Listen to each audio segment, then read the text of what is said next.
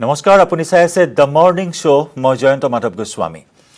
দেশত দৈনিক ভয়ংকৰভাৱে বৃদ্ধি পাইছে কোভিড-19ত আক্ৰান্ত লোকৰ সংখ্যা। বিগত 24 ঘণ্টাত অভিলেখ সংখ্যক 1,45,384 জন লোক আক্ৰান্ত হৈছে কোভিড-19ত আৰু এদিনতে 794 জন কৰোনা আক্ৰান্তৰ মৃত্যু হৈছে। সম্প্ৰতি চিকিৎসাধীন 10,46,631 জন লোক। দৈনিক অভিলেখ ভংগ কৰি গৈছে এটাৰ পিছত আনটো অভিলেখ ৰচি গৈছে কোভিড-19ৰ সংক্ৰমণৰ সংখ্যাই। বিগত 24 ঘণ্টাত সমগ্ৰ দেশত আক্ৰান্ত হৈছে 1,45,384 জন লোক আৰু এদিনতে 794 জনকৈ লোকৰ প্ৰাণ কাঢ়িলে মহামাৰী কৰোনাই। সম্প্ৰতি চিকিৎসাধীন হৈ আছে 10,46,631 জন লোক। এই পৰিসংখ্যা ক্ৰমাৎ ঊৰ্ধ্বগামী হৈছে। সংহাৰী ৰূপ ধাৰণ কৰিছে মহামাৰী কৰোনাই সমগ্ৰ দেশজুৰি। দেশৰ প্ৰায় প্ৰত্যেকখন ৰাজ্যতে এই মুহূৰ্তত ভয়ংকৰ ৰূপত বৃদ্ধি পাইছে কৰোনাৰ গণ সংক্ৰমণ।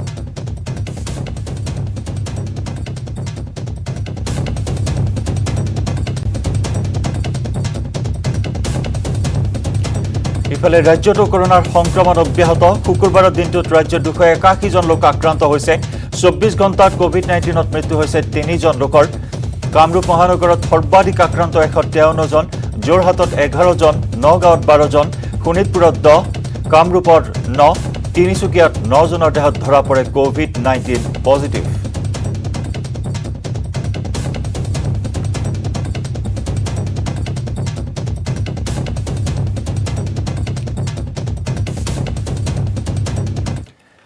উত্তৰ পূব সীমান্ত ৰেলৱেত নতুন ইতিহাস। প্ৰথমবাৰৰ বাবে চলিল বিদ্যুৎ চালিত মালবাহী ৰেল। বঙাইগাঁৱৰ পৰা ৰঙিয়ালৈ আহিল এই ৰেলখন। নিশা 9:30 ৰঙিয়াৰ ৰেল ষ্টেচন পালে মালবাহী ৰেলখন। ৰঙিয়াত আদৰণি জনাই ৰেল বিভাগৰ কৰ্তৃপক্ষই। উপস্থিত থাকে ৰঙিয়া ৰেলৱে মান্তলিক ৰেল প্ৰবন্ধক VA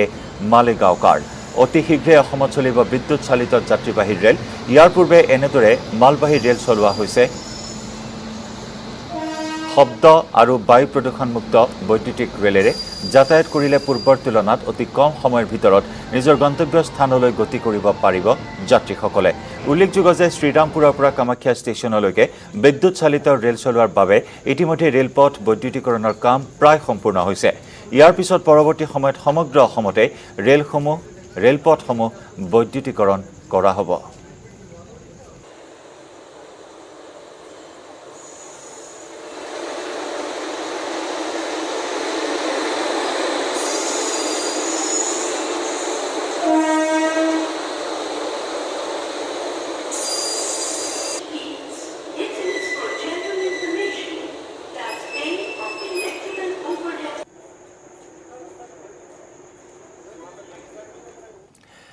নিৰ্বাচনৰ ফলাফলৰ প্ৰাক্ষণত এতিয়া হৰ্চ ট্ৰেডিঙৰ আশংকাত ভুগিছে বিৰোধী মহাজোঁট। হৰ্চ ট্ৰেডিঙৰ আশংকাত AUDFৰ 18গৰাকী প্ৰাৰ্থীক প্ৰেৰণ কৰা হৈছে ৰাজস্থানলৈ। কংগ্ৰেছৰ নজৰত জয়পুৰৰ হোটেল ফেয়াৰমেণ্টত ৰখা হৈছে AUDFৰ প্ৰাৰ্থীকেইগৰাকীক।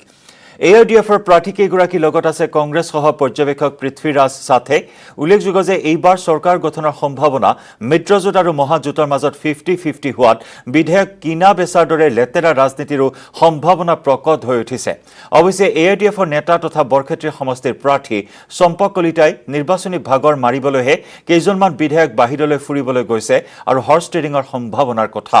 নাকচ কৰিছে।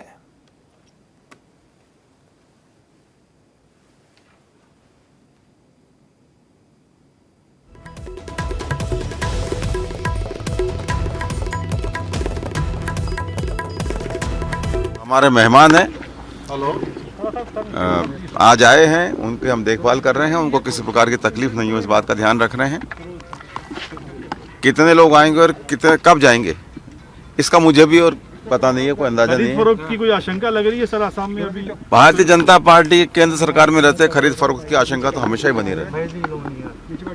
और आप बताओ नहीं बताओ, आप लिखो नहीं लिखो, वो तो एक अलग बात है, लेकिन खरीद फरोख्त कैसे कैसे हो रही है सब आप सबको भी पता है, पूरे देश को पता है, पूरा देश देख रहा है। इसलिए भारतीय जनता पार्टी के केंद्र सरकार में रहते खरीद फरोख्त की हर प्रकार की संभावनाएं खुली हुई है। हमारी जिम्मेदारी यह है कि हम यहाँ उनकी देखभाल करें। 19-20 लोग करीब हैं, हम उनकी देखभाल करेंगे। ये कब तक ठहरेंगे ये हमें नहीं, इस बात का अंदाजा नहीं है, लेकिन जब तक भी ठहरेंगे हम उनकी देखभाल करेंगे। আৰু ইফালে AIDFৰ সৈতে চলি আছে বিজেপিৰ ভাবি বিধায়কৰ যোগাযোগ মুম্বাইলৈ ৰাওনা হোৱাৰ সময়তে আজমলে কৰিলে বিস্ফোৰক মন্তব্য হৰ্চ ট্ৰেডিঙৰ চৰ্চা তুংগত উঠাৰ সময়তে মুম্বাইলৈ ৰাওনা হৈছে AIDF প্ৰধান বদৰুদ্দিন আজমল ইপিনে কোনো প্ৰাৰ্থী ৰাজস্থানলৈ পঠোৱা নাই বুলি তেওঁ মন্তব্য কৰে আনহাতে দিল্লীলৈ ৰাওনা হৈছে কংগ্ৰেছী নেতা শেৰমান আলী আশাবাদী আমি জিকি আছো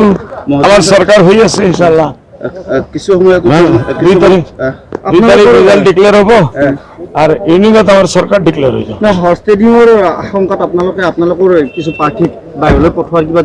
মই তো পঠোৱা নাই মই তো কিন্তু AIDFৰ কিছু আৰে এডভাৰটাইজ কিমান ডাঙৰ আহি আছে আপোনালোকে চাওক হে তৈয়াৰ হম যিকোনো সিচুৱেচন হওক হে তৈয়াৰ হম আপোনালোকে কিমান কেইখন আসন পাম বুলি ভাবিছে এখন কিমান আমি যিমান আমাৰ লাগে যিমান চৰকাৰ হ'ব লাগে আৰ মেজৰিটি হিচাপে চৰকাৰ হ'ব লাগে না AIDFৰ ফালৰ পৰা কিমান মান আমাৰ 19টা আছে 19টা পাম 19টা একদম ইনশাআল্লাহ হৰ্চ ট্ৰেডিঙৰ আশংকা যিসকল কৰাৰ হেবিট আছে এইগুলোতে ট্ৰাই কৰি থাকিব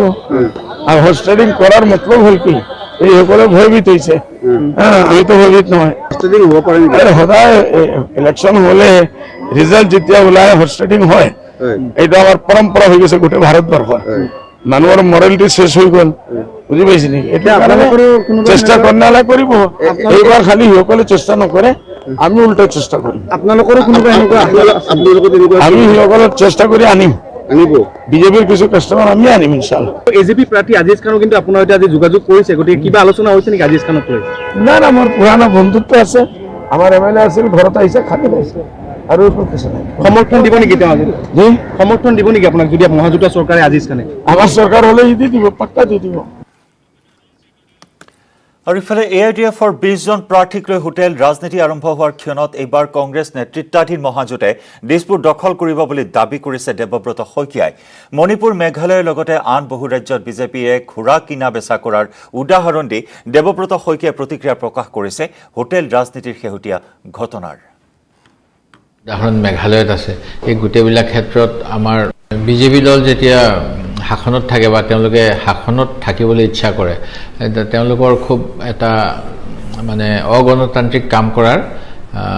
পৰম্পৰা ৰেকৰ্ড আছে তাৰ উদাহৰণ গোৱাত আছে তাৰ উদাহৰণ মণিপুৰত আছে তাৰ উদাহৰণ অৰুণাচলত আছে তাৰ উদাহৰণ মেঘালয়ত আছে এই গোটেইবিলাক ক্ষেত্ৰত আমাৰ বিজেপিৰ শীৰ্ষ নেতা লগতে স্থানীয় নেতাসকলৰ যেনে ধৰণৰ মানে অগণতান্ত্ৰিক এটা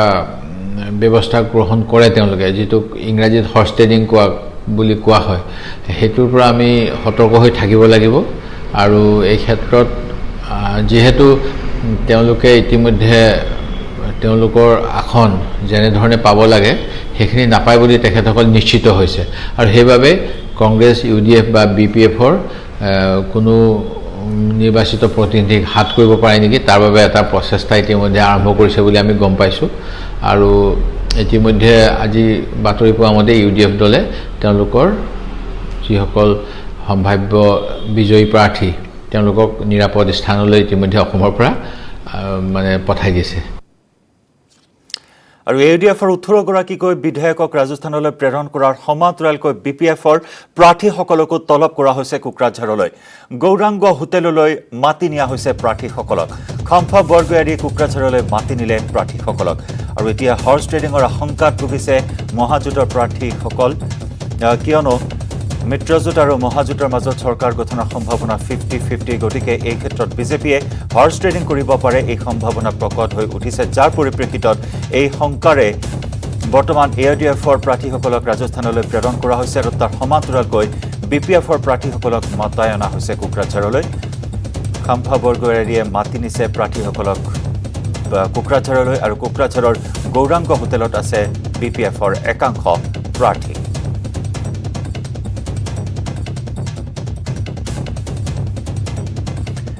হৰ্চ ট্ৰেডিঙৰ বাবে বিপিএফৰ প্ৰাৰ্থী অথবা বিধায়কসকলক কোকৰাঝাৰলৈ তলব কৰা নাই হাগ্ৰামা মহিলাৰীয়ে হৰ্চ ট্ৰেডিঙৰ বিষয় সন্দৰ্ভত অৱগত নহয় বুলি মন্তব্য বিপিএফ নেত্ৰী প্ৰমীলা ৰাণী ব্ৰহ্মৰ ইফালে মাজবাটৰ বিপিএফৰ বিধায়ক তথা প্ৰাৰ্থী চৰণ বড়ো আৰু বিজনীৰ কমল সিং নাৰ্জাৰী কোকৰাঝাৰৰ গৌৰাং হোটেললৈ অহাৰ কথা স্বীকাৰ কৰিছে বিপিএফ নেত্ৰীগৰাকীয়ে আনহাতে যিসকল ডেকা প্ৰাৰ্থী সেইসকলে নিৰ্বাচন শেষ হোৱাৰ পিছত অৱসৰ বিনোদনৰ বাবে বাহিৰলৈ যোৱাৰ প্ৰস্তুতি চলাব পাৰে বুলি মন্তব্য প্ৰমীলা ৰাণী ব্ৰহ্মৰ হৰ্চ ট্ৰেডিঙৰ আশংকা আছে কাৰণ বিজেপি দলে এক্সক্লুচিভ মেজৰিটি নাপাব এইটো সকলো প্ৰেডিকশ্যনত এইটো ওলাইছে গতিকে আমাৰ কোনোবা এটা দলৰ পৰা তেনেকৈ ফ্ৰী বুকিং কৰাৰ সম্ভাৱনা নাথাকা নহয় থাকে কোন আছে খালি চৰণ বড়োক মই জানো চৰণ বড়োক দেখিছোঁ মই এই বিজনেৰ আহিছিল এই তেওঁলোকক মই পাইছোঁ মাজতে য'ত চৰকাৰ কৰিব আমাৰ কেণ্ডিডেটবিলাকক কিয় এনেকৈ সপ্তাহান্তিক লকডাউন জাৰি কৰা হৈছে শুকুৰবাৰ নিশাৰ পৰা বলবৎ হৈছে এই নিৰ্দেশনা নিশা ৮ বজাৰ পৰা পুৱা ৭ বজালৈ লকডাউন ঘোষণা কৰা হৈছে শুকুৰবাৰে নিশা ৮ বজাৰ পৰা সোমবাৰৰ পুৱা ৭ বজালৈ থাকিব লকডাউন কৰোনাৰ সংক্ৰমণ ৰোধ কৰাৰ বাবে এই নিৰ্দেশনা মহাৰাষ্ট্ৰত দৈনিক ৭ৰ পৰা ৮,০০০কৈ লোক আক্ৰান্ত হৈছে কোভিড-19ত ভয়াৱহ গণসংক্ৰমণ অব্যাহত আছে মুম্বাইকে ধৰি মহাৰাষ্ট্ৰত আৰু যাৰ পৰিপ্ৰেক্ষিতত সপ্তাহান্তিক লকডাউন জাৰি কৰা হৈছে শুকুৰবাৰৰ নিশাৰ পৰা বলবৎ হৈছে এই নিৰ্দেশনা নিশা ৮ বজাৰ পৰা পুৱা ৭ বজালৈ লকডাউন শুকুৰবাৰে নিশা ৮ বজাৰ পৰা সোমবাৰে পুৱা ৭ বজালৈ থাকিব লকডাউন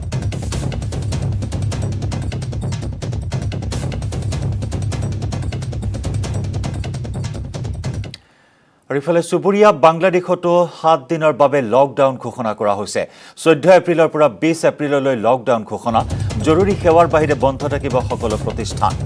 কৰোনাৰ সংক্ৰমণ ৰোধৰ বাবে এই সিদ্ধান্ত এই ঘোষণা দেশখনৰ চৰকাৰৰ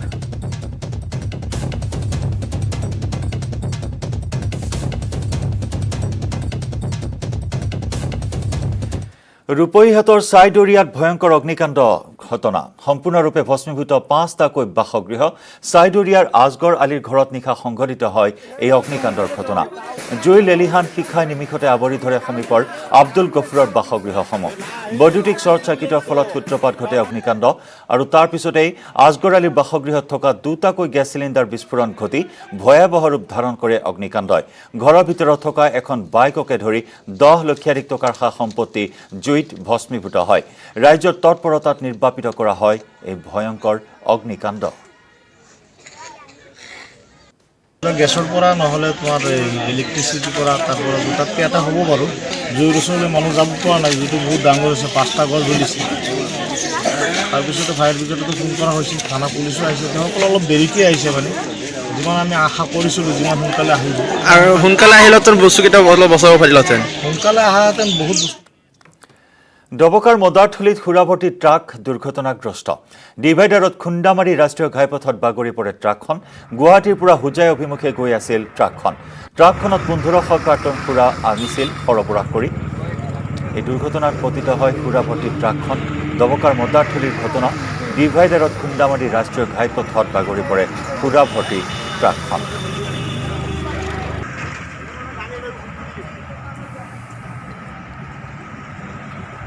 ক'ৰ পৰা আহিছে আপুনি মই গুৱাহাটীৰ পৰা আহি আছিলোঁ ক'ত যাব মই যাম হোজাই অকস্মাত যেতিয়া গাড়ীখন ওপৰত উঠি গ'ল তেতিয়া চকুটো মেলাগে তেতিয়া আৰু গোটেই ভাঙি চিঙি পৰিয়ে গ'ল গাড়ী তাৰপিছত মই আৰু ভিতৰতে বাগৰি কেনে পৰি গ'লোঁ ষ্টাৰিংটো ধৰি আছিলোঁ কি লোড আছিলে এইটো বিয়াৰৰ বটল আছে কিমান কেছ আছে ১৫০০ আছে ১৫০০ কেছ আছে অঁ কাগজ পাতি চব ঠিকে আছে বৈধ ক'ৰ পৰা গুৱাহাটীৰ পৰাই আহিছিল নিমাল গুৱাহাটী